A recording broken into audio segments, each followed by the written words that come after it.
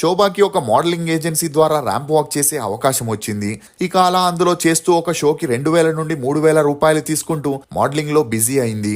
ఇదిలా ఉంటే తన డిగ్రీ పూర్తవగానే జాబ్ చేయడం ఇష్టం లేని శోభ సినిమా ఛాన్స్ల కోసం ప్రతి ఒక్క ఆఫీస్ కి ఆడిషన్ కి వెళ్తుండేది. అలా 2011లో కొన్ని మూవీస్ లో చిన్న చితిక ఫ్రెండ్ క్యారెక్టర్స్ ని చేసిన ఈమెకి వాటి ద్వారా అంతలా గుర్తింపు రాలేదు. అయినా వచ్చిన పాత్రల్ని వదులుకోకుండా డబ్బు కోసం చేస్తుండేది. ఇక అలా చిన్న పాత్ర అయినా క్యారెక్టర్ ఆర్టిస్ట్ అయినా ఛాన్సులు రావాలంటే ఇండస్ట్రీలో కమిట్మెంట్ ని ఫేస్ చేయాల్సి ఉంటుందని, శోభ సినిమాల్నే నమ్ముకొని ఉంటే అవ్వదని ఒకవైపు ఎంఎస్సీ చేస్తూ మరోవైపు సినిమాల్లో 2 ఇయర్స్ ట్రై చేసిన ఈమెకి చెప్పుకునే అన్ని పాత్రలు సినిమాల్లో రాకపోయేసరికి సీరియల్స్ లో ట్రై చేయడం మొదలెట్టింది. ఇక అలా ట్రై చేసేటప్పుడే 2013లో అగ్నిసాక్షి అనే సీరియల్లో ఒక పాత్రకి సెలెక్ట్ అయింది.